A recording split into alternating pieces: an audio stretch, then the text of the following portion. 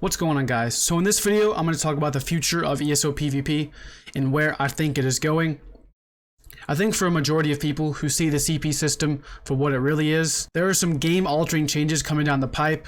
But in the past, there have been changes like this from the veteran rank to CP rank to what we currently have. But I think with ZeniMax setting the bar to 3600 CP cap, this will cause a mass exodus from CP PvP to a more non-CP base, like in Battlegrounds, Imperial City, and Cyrodiil. So there are a few points I want to make in this video. The 3 points are the overall unbalanced aspects of the new champion point system, the huge hill to climb for newer players just getting into the game, and why proc sets won't go away, especially in CP PvP. So we all can agree that there is a glaring discrepancy from someone that is 500 champion points to someone that is 810 champion points. Now, if you're fighting in PvP, you're going to have more stats than them, you're going to have more damage, more healing, more tankiness. Everything is just better in the current patch right now. Don't you think in the next patch there's going to be even more discrepancy from someone that is 810 CP to someone that has 1600 CP or more? That's basically double the points. That means more passives, more damage, more everything else. So right now on the current server, I have 1600 champion points.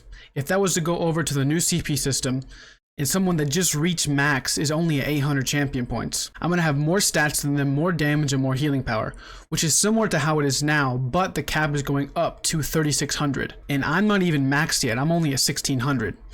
So after I did some testing and to see actually how many CP we would need in the next patch, I came to a number right about 2600. This includes all passives and 4 of the slottables from the CP system. This is for a class specific, as obviously things can change, but that's just kind of the ballpark number that I found. So I myself, I'm going to have to grind 1000 more champion points when this patch drops just to be fully maxed out on how I am now on the current live server, but next patch. Sure, ZeniMax is going to increase the amount of CP gain next patch, but this doesn't take away from the fact that I've played 6 years and I'm only just got here. So while I'm here, I would like to make two of my points. The first one being the huge hill to climb for newer players. This point does matter to us veteran players. If there isn't new life and new blood coming into the game and playing, even if they don't step a foot into PvP, this game will die out. 100%. If there's no one buying crown store items, no one buying scrolls, no one buying anything from the crown store, they'll just stop doing content. This game is huge, but if no one wants to play and no one wants to grind that far, they're just not going to play it. They're not going to invest any time, any money, no ESO plus, no nothing like that. If that happens, there's not going to be anyone to 1vx. There's not going to be any zergs in PvP. So meaning, no matter how much we hate getting zerged down by players, at the end of the day, if we didn't have any zergs running around in Cyrodiil, we would have no PvP action. And at that point, it would just be 1vxers versus 1vxers dueling all the time. This would basically be Stonefalls 2.0, is basically what this would be. What Cyrodiil and Imperial City, even Battlegrounds, that's what it would be. It's just a dueling simulator in Stonefalls. If newer players get turned off by the enormous grind ahead of them, so not only do they have to grind from level 1 to 50 with basically nothing other than the gear that they have on and find, but now they have to grind past that from 810 champion points, which is the current cap, to the next cap, which is 3600. You don't technically need 3600, and that's just what people are going to see and what they think they're going to need, even though that's not the case. But most newer players have no clue about anything, so they're going to do 3 things. They're either going to quit, they're going to go play Fortnite, or they're going to do something else. One of those 3 things are going to happen. There's no point in spending months or even years on a game where you're not going to even be able to do in-game content, that be PvP or even PvE, because this change did not just affect PvP, it also affects PvE and everything about it. Even though this isn't a PvE channel, most people who PvE do PvP often, and those are the guys that we 1vx. So newer players under 500 CP will barely PvP in a CP campaign anyways. Don't you think that bar will be set now to 800 to 1000 champion points next patch? So those guys under that many champion points won't PvP. Most of the veteran players are going to get their champion points up, but for the people who are casuals, will not step foot into PvP, or they will and they'll just get slaughtered and just won't enjoy it, and they won't come back, because vets are going to get their CP either way, like me. And like most of you guys, we'll obviously adapt and change because, we've played this game for so long. But newer players are going to get left behind, which will cause them to just quit or just simply PvP in a no CP campaign, which ultimately leads me back to the Mass Exoudus from CP PvP. Now, even for a veteran player like me, I've been enjoying non-CP PvP lately because of how much squishier people are and how much more fun it is, because nobody is just a sheer tank, and even if you are, you basically just sit there and hold block and you don't do anything. So, I mean, you have that in CP and in non-CP, but the overall tankiness and survivability is far less in non-CP, which just makes for quicker, more fun fights, always on your toes pretty much. And you have to watch your sustain, you have to pay attention to a lot more things rather than mindlessly just PvPing and just not doing anything crazy and just mindlessly sitting there spamming one button, pressing a breath of life or whatever. And this brings me to my second point, the overall complete imbalance of the CP system. In its current state right now, so as you see here on the left side, this is from the healing side. So I call these passives, right? So basically you just put points into these and you get the healing or whatever it is. So I put points into this, I get magic. Now these are called slottables, or these go on your champion bar. So at the top of my screen, you'll see, you know, these 4 blue dots. You'll see these slottables right here. And basically these increase my damage or whatever I want. You can pick 4 of these. There are several of these all across this, but you can only have 4. You can have unlimited amount of passives you want. As long as you have enough champion points to use these and to invest into here, you can get any of these passives. Like here, this is a subcategory, and these have passives as well, even some slottables. So my point is you'll see here, okay, this increases my healing done by 1% per stage, and it requires 50 points in total to increase my healing. So this is going to increase 1% per stage, so I'm going to get 5% extra healing from this. And then this is going to increase my healing done with single target heals. So this is heals like my Resilient Flesh. This is heals like Intensive Mender. So as you'll see here, this heals for 13,000. And this isn't even, you know, I don't even have any champion points into this really whatsoever. This is just increasing my healing done by 1%. Okay, that's it. So I have 1% extra healing, and I'm healing for 13,000. Right. So with this increasing my healing of my single target effects, at max, this is going to increase my healing by 10%.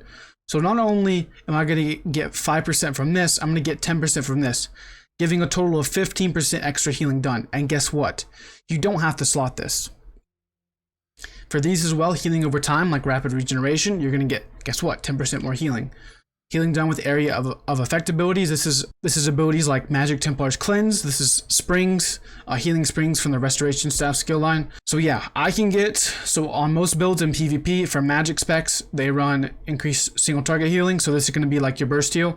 And then this one's going to be like healing over time, like rapid regeneration, tether on the Necromancer and whatnot. So this is 2 things you're going to get increased healing. So this is going to be a max of 15% healing, right? So in this subcategory right here, so we have healing taken. This is even more healing that you're going to take. It's going to be another 5%. So you're going to get 5% healing taken. It's going to increase your healing to yourself. There's a little bit of a difference, and I don't want to go too in depth, but this one basically increases the healing to yourself and people healing you, but it doesn't affect healing to others that you do to them.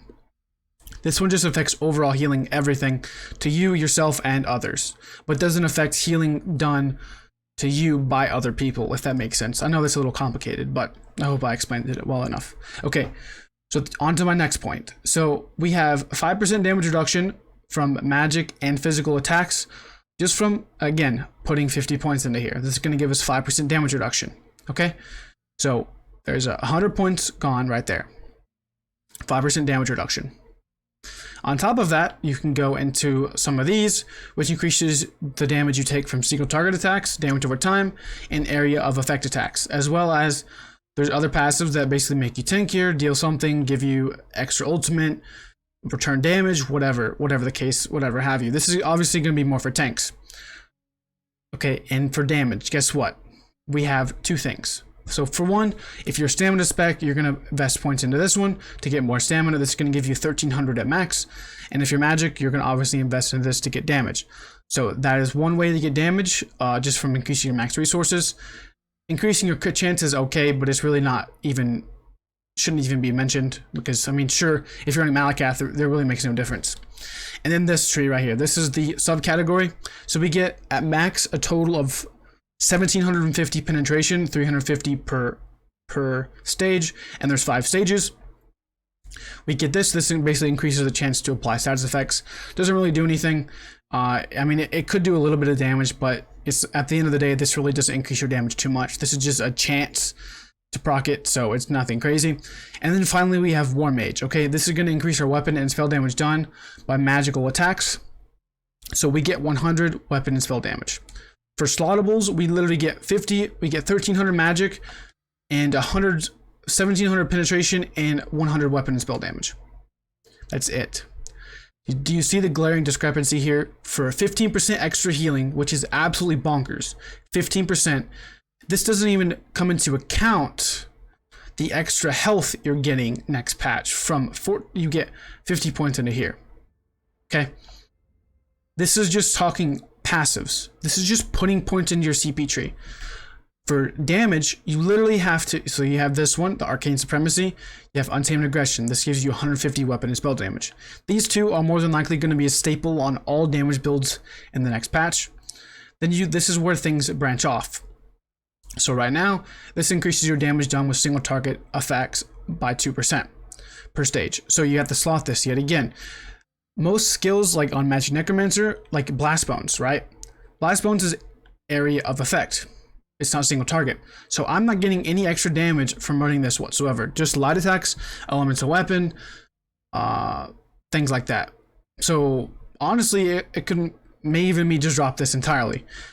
And the only other thing else that gives you damage is going to be obviously crit damage and crit healing, crit damage done if you're flanking them, whatever. So finally, it's this one, the Wrathful Strikes. This is going to be really the only way to get any more damage from the CP system. And guess what? You have to slot it. On top of all of the healing things, right? So we have gain 33 weapon and spell damage to your healing abilities per stage. Wow. Okay, so not only do you get 15% healing done, but you also gain more weapon and spell damage from healing. For tankiness, you not only get 10% damage reduction, or you get 5% damage reduction from magical and physical attacks, but also you get extra healing taken passively. You also could invest more into this, but for anybody that wants to 1vx deal damage and kind of survive, you're legit cucked to get any damage whatsoever. You get this and that passively. Then you have to slot these. So these two are going to be more than likely the staples. This one and the Wrathful Strikes are going to be the throw up ones that you kind of pick whichever you want for your class, kind of more variant. But regardless, you can only have 4, and you need multiples to even be able to deal damage. Okay, now let's look at the red tree. So you have 280 max health per stage. This gives you 1400 health. That's really the main one passively that you can get from the red tree that really stands out. Obviously, I mean, block cost reduction, bash cost, whatever. It's cool. Movement speed, reduce cost of roll dodge. As people get more champion points, this isn't gonna be a big deal. But what I have a problem with is this: you get 14, so you can invest 50 points in here and get 1400 health. Okay, so this is 2800 HP on top of what the health bonus is in PvP, on top of the extra health you get for being level 50 now. As you can see on my character, I have 26,000 health, and I'm not in PvP. I'm not in PvP. I have Bewitched Sugar Skills on. Oh, 31,000 health. I'm not in PvP.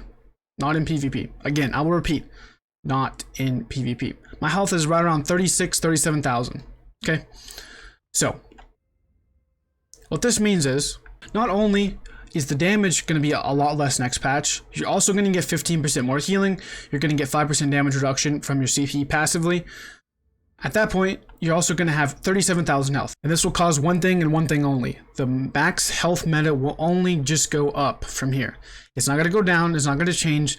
There's not going to be any people that are running, lower health pools. The 30k HP is the now 40k HP. That's what's going to happen. People building for high damage on the PTS have 40,000 health. 40,000 health. And that's a little much. Compared to how the damage is getting reduced next patch, that's not a good thing whatsoever. So this is going to cause the tank meta. And guess what? Brings me to my third point. proc sets will not be seeing any type of decline, rather an actual incline, especially in CP PvP. With everyone being so tanky and having so much health, the only way to negate all of the healing and tankiness is through a consistent raw damage from damage over time effects and proc sets. But now people on the fence, trying to be honorable and, about not running proc sets, will get so fed up with dealing no damage and give in to the proc set meta, or they will just quit. Yet again, bringing me full circle to my all-encompassing point of a mass exodus of CP PvP. In non-CP, sure, you have the use of proc sets, maybe even more so on the current live server right now. So there are two things that are different from CP PvP and non-CP. People are far squishier, they have less sustain, adding for a more fun fight. So I'd rather have a 1 to 2 minute fight than have a 10-minute fight where no one dies, at least in my opinion. In non-CP, we are actually getting a few extra things that are honestly going to make the quality of life of it much, much better. So we are getting more max resources in non-CP. They are adding the extra health, magic, and stamina to a flat value.